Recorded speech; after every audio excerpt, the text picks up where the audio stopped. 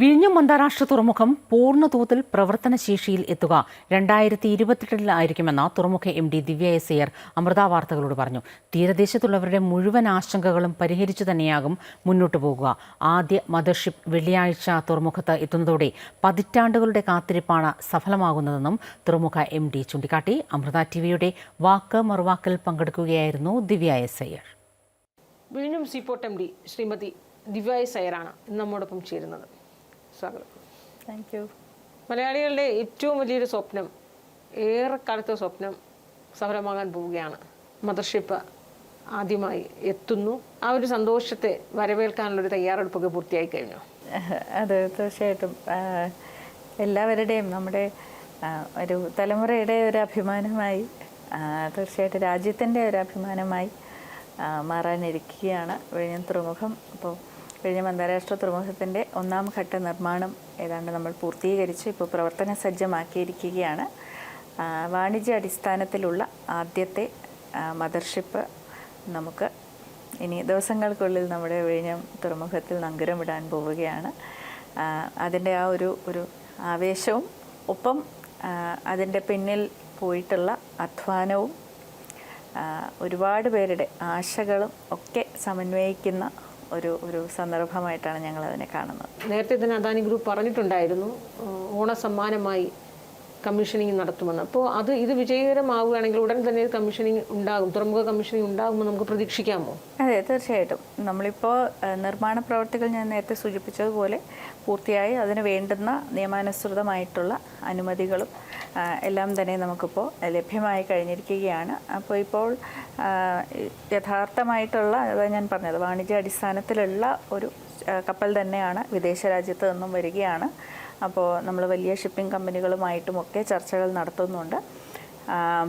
ഇത് നമ്മൾ ശരിക്കും ട്രയൽ റൺ എന്ന് പറഞ്ഞാലും അത് എല്ലാ ദിവസവും നമുക്ക് ഈ പറഞ്ഞതുപോലെ അവിടെ പ്രവർത്തനക്ഷമമായിരിക്കും നമ്മുടെ തുറമുഖം. ഒപ്പം ഏതെങ്കിലും തരത്തിലുള്ള മെച്ചപ്പെടുത്തലുകൾ നമുക്ക് നമ്മുടെ സജ്ജീകരണങ്ങളിൽ വേണം എന്നുണ്ടെങ്കിൽ അതിന് കുറച്ചൊരു ഇടം കൊടുക്കുവാൻ വേണ്ടി മാത്രമാണ് നമ്മൾ ഈ ട്രയൽ റൺ എന്നുള്ള നിലയിൽ ഒരു 1.5 മാസക്കാലം നമ്മൾ വിഭാവനം ചെയ്തിട്ടുള്ളത്. അതിനുശേഷം തീർച്ചയായിട്ടും നമ്മുടെ ബഹുമാനപ്പെട്ട മുഖ്യമന്ത്രിയും തുറമുഖ വകുപ്പ് മന്ത്രിയും ഒക്കെ നേരത്തെ സൂചിപ്പിച്ചിട്ടുള്ളതുപോലെ ഓണത്തിനോടനുബന്ധിച്ച് തന്നെ നമുക്ക് പൂർണ്ണമായിട്ടും ഇതിൻ്റെ കമ്മീഷനിങ് ചെയ്യാൻ സാധിക്കുമെന്ന് തന്നെയാണ് കരുതുന്നത്. അങ്ങനെയെങ്കിൽ പൂർണ്ണ തോതിൽ നമ്മുടെ തുറമുഖം പ്രവർത്തന സജ്ജം അല്ലെങ്കിൽ പൂർണ്ണ തോതിൽ അത് റൺ ചെയ്ത് തുടങ്ങി എന്ന് പറയുന്നതിൽ ഏത് ഘട്ടത്തിലായിരിക്കും? നമ്മൾ അത് ഇപ്പോൾ ട്രയൽ റൺ എന്ന് നമ്മൾ പറഞ്ഞാലും ട്രാൻസ്ഷിപ്മെൻറ്റ് ടെർമിനൽ എന്നുള്ള നിലയിലുള്ള അനുമതികളെല്ലാം തന്നെ നമുക്ക് ലഭ്യമായി കഴിഞ്ഞു.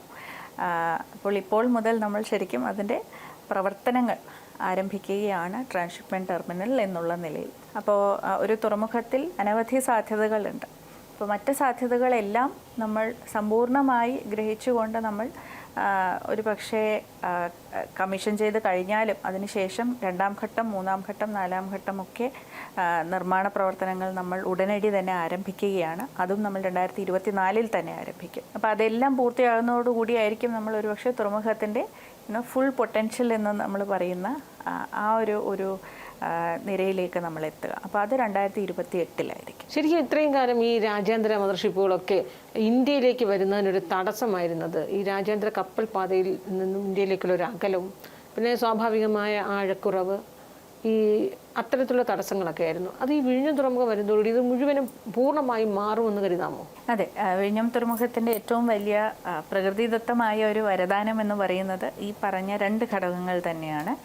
ഒന്ന്, നമ്മുടെ രാജ്യാന്തര കപ്പൽ ചാനലിൽ നിന്നും വളരെ കുറച്ച് ദൂരം മാത്രമേ നമുക്കുള്ളൂ, 10 നോട്ടിക്കൽ മൈൽസ് മാത്രമേ നമുക്ക് ദൂരമുള്ളൂ എന്നുള്ളത് കൊണ്ട് തന്നെ കപ്പലുകൾക്ക് ഈ പറയുന്ന ഇൻ്റർനാഷണൽ ഷിപ്പിംഗ് റൂട്ടിൽ നിന്നും അല്ലെങ്കിൽ ആ ചാനലിൽ നിന്നും വളരെ പെട്ടെന്ന് തന്നെ തുറമുഖത്തിലേക്ക് അടുക്കാൻ സാധിക്കും എന്നുള്ളതും, അപ്പോൾ അത്രയധികം അവർക്ക് ചിലവ് കുറയും എന്നുള്ളതും കൂടിയാണ്. രണ്ടാമത്തേത്, വിഴിഞ്ഞം തുറമുഖം ഒരു സ്വാഭാവിക ആഴമുള്ള ഒരു തുറമുഖമാണ് എന്നുള്ളത് കൊണ്ട് തന്നെ നമുക്കതിൻ്റെ ഡ്രാഫ്റ്റ് എന്നുള്ളത് ഇപ്പോൾ 18 മീറ്ററോ അല്ലെങ്കിൽ 20 മീറ്ററോ ആയിട്ട് നമുക്ക് മെയിൻറ്റെയിൻ ചെയ്യുവാൻ വളരെ തുച്ഛമായിട്ടുള്ള ഒരു മെയിൻ്റനൻസ് ചിലവും അധ്വാനവും മതി എന്നുള്ളതും കൂടിയാണ്. അപ്പോൾ സ്വാഭാവികമായി ഈ ആഴം ഉള്ളത് കൊണ്ട് തന്നെ കപ്പലുകൾക്ക് വളരെ സുരക്ഷിതമായി വന്ന് അനായാസേന നങ്കുരമിടാൻ സാധിക്കും എന്നുള്ളതും കൂടിയാണ്. അപ്പോൾ വിഴിഞ്ഞത്തിൻ്റെ ഒരു പ്രത്യേകത എന്ന് പറയുന്നത് അവിടെ മിനിമൽ ലിറ്ററൽ ഡ്രിഫ്റ്റും ഉണ്ട് എന്നുള്ളതാണ്. അതായത് പൊതുവേ നമുക്ക് കടലിൽ അടിഞ്ഞുകൂടുക എന്നുള്ള ഒരു പ്രക്രിയ നടക്കുകയുള്ളൂ, സെഡിമെൻറ്റേഷനും ലിറ്ററൽ ഡ്രിഫ്റ്റും ഒക്കെ. അപ്പോൾ ഈ അടിഞ്ഞുകൂടുക എന്ന് പറയുന്നതും വളരെ കുറച്ച് മാത്രമേ ഈ ഒരു മേഖലയിൽ നടക്കാറുള്ളൂ. അതുകൊണ്ട് തന്നെ ഈ ആഴം നമുക്ക് ഈ ഒരു തോതിൽ മുന്നോട്ട് പോകുമ്പോഴും അത് ആ ഒരു തോതിൽ നിലനിർത്താൻ നമുക്ക് കുറച്ചുകൂടി എളുപ്പമായിരിക്കും എന്നുള്ളതും കൂടിക്കൊണ്ട് ഇത് രണ്ടും ശരിക്കും ഞാൻ പറഞ്ഞതുപോലെ നമ്മൾ പ്രത്യേകിച്ചൊന്നും ചെയ്തിട്ടില്ല, പക്ഷെ പ്രകൃതിദത്തമായിട്ടുള്ള ഒരു വരദാനമാണ്. അപ്പോൾ അതിനെ നമ്മൾ നല്ല കാര്യങ്ങൾക്കായി നമ്മുടെ ഒരു വികസന പ്രവർത്തനങ്ങൾക്കായി തീർച്ചയായിട്ടും അതിനെ വിനിയോഗിക്കണം എന്നുള്ളത് കൊണ്ടും കൂടിയാണ് ആ ഒരു ഇടത്തിൽ തന്നെ നമ്മൾ കൃത്യമായി ഇതിൻ്റെ പഠനങ്ങൾ നടത്തുകയും അതിൻ്റെ ഡിസൈൻ ഒക്കെ ശാസ്ത്രീയമായി പഠിച്ച് ആ രീതിയിൽ ചെയ്തിരിക്കുന്നതും. ഇപ്പോൾ തീരദേശം കത്തോലിക്ക സഭയുടെ നേതൃത്വത്തിൽ തീരദേശമൊക്കെ ചെയ്യും ഈ തുറമുഖ നിർമ്മാണത്തിനെതിരെ സമര പരമ്പരകളൊക്കെ നമ്മൾ കണ്ടതാണ്. അവരുടെ ഭാഗത്തു നിന്നുള്ള വിയോജിപ്പ് എതിർപ്പുകളൊക്കെ എങ്ങനെ നമുക്കത് തരണം ചെയ്ത് സർക്കാരിന് മുന്നോട്ട് പോകാനാകും? ഞാനിപ്പോൾ ഈ കഴിഞ്ഞ ഒരു 6 മാസക്കാലമായി തന്നെ നിരന്തരം നമ്മൾ വിഴിഞ്ഞത്തിൻ്റെ എല്ലാ കുടുംബങ്ങളുമായും നിരന്തരമായി നമ്മൾ സമ്പർക്കം പുലർത്തുകയാണ്. നിരന്തരമായി അവരുമായ സംവാദവും ചർച്ചകളും ഒക്കെ നടത്തിക്കൊണ്ടിരിക്കുകയാണ്.